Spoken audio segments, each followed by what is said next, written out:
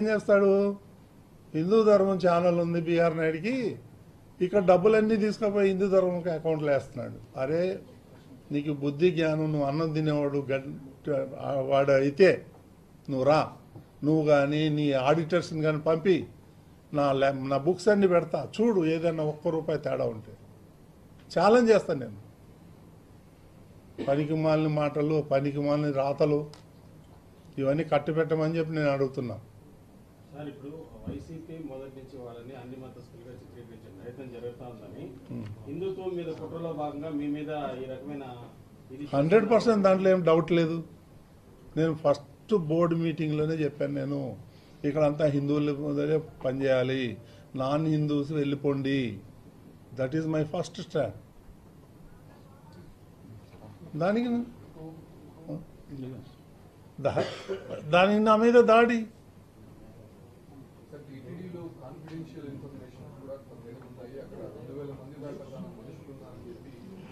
Sir 2,000 ఉన్నాయి, 20,000 ఉన్నాయండి. I don't mind that. ఆయన చెప్పుకుంటాడు. ఆయన చెప్పేదానికి ఏమన్నా విలువ ఉంటే దాని గురించి మనం మాట్లాడుకోవచ్చు. ఆయన చెప్పేదానికి విలువే లేదు.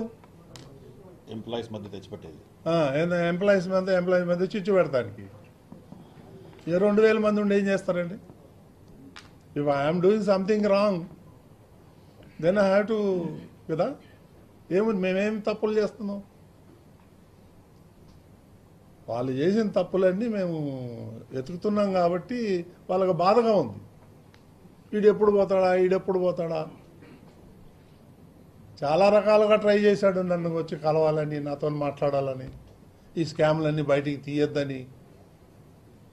నేనేం ఛాన్స్ ఇవ్వాలా, నేను ఇచ్చేటోడిని కాదు, నేను చాలా మొండోడిని.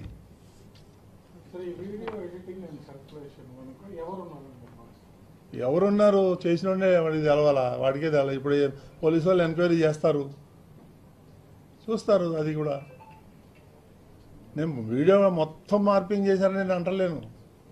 1 or 2 ప్లేసెస్లో మార్పింగ్ జరిగింది. ఇది బిఆర్ నాయుడు అంటే అడ్జస్ట్మెంట్ కాదు, బిఆర్ నాయుడు అంటే బ్రాండ్ అయిపోయింది కదా, దాని నుంచి భయం.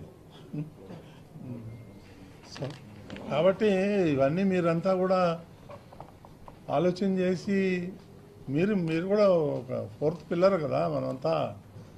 దాన్ని బట్టి చూడండి, మీరు గ్లోబల్ ప్రచారం చేసి తిరుమల తిరుపతి దేవస్థానం భ్రష్టు పట్టించాలనే కంకణం కట్టుకున్నారు వాళ్ళు. లేకపోతే ఎప్పుడుదండి అది 20 ఏళ్ల కింద ఫోటోలన్నీ తీసుకొచ్చి ఇప్పుడు ఇవి వాళ్ళు జరిగిపోయినాయి, నిన్న జరిగిపోయినాయి అంటారు చేయటం ఎంతవరకు న్యాయం? There no doubt out. మాకు తెలుసు ఆ ఫ్యామిలీ తెలుసు, తెలియకేం కాదు. ఓకే అండి, థ్యాంక్ యూ వెరీ మచ్.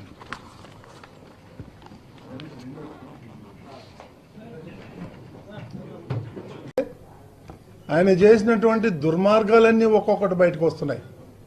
1 కాదు, 2 కాదు, 100. ప్రతి దాంట్లోనూ కరప్షన్ చేశాడు. ఇవన్నీ బయటకు వస్తే తిరుపతి ప్రజలే తరిమి కొడతారు. నేను ఈరోజు కూడా నిస్వార్థంగా ఏది ఆశించకుండా, నేను రాజకీయ నాయకుడిని కాదు, నేను ఒక మీడియా అధినేతని, నేను ఒక బిజినెస్ మ్యాన్ని. నాకు ఎన్నో అవకాశాలు వస్తే నేను వద్దనుకొని నాకు టీటీడీనే కావాలని ముఖ్యమంత్రి గారిని రిక్వెస్ట్ చేసి నేను ఇక్కడికి వచ్చాను. కొన్ని రిఫార్మ్స్ చేయాలి ఇక్కడ అని.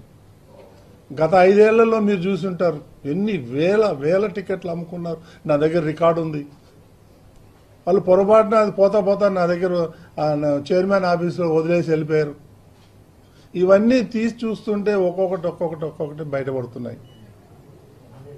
నిన్న జరిగినటువంటి బోర్డు మీటింగ్లో కూడా నేను ఒక పాయింట్ లేవనెత్తాను. ఎందుకంటే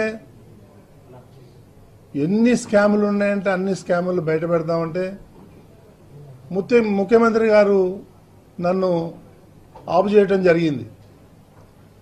తిరుమల యొక్క పవిత్రతను దెబ్బతీస్తారు అందరూ కలిసి, రోజు ఈ స్కాములు బయట పెడతా ఉంటే అది మంచిది కాదు, మన ధర్మానికి, వెంకటేశ్వర స్వామికి మంచిది కాదు, దీంతో ఆపేయండి, ఆ దేవుడే చూసుకుంటాడని నాకు ఆయన హితబోధం చేశాడు. కాబట్టి నేను ఆగాను.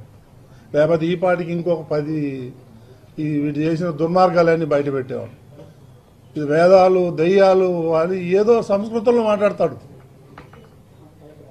ఇవన్నీ నా దగ్గర నడవదు, నీ ఆశాలన్నీ కూడా. ఐఎమ్ వెరీ స్ట్రాంగ్, తగ్గేదే లేదు.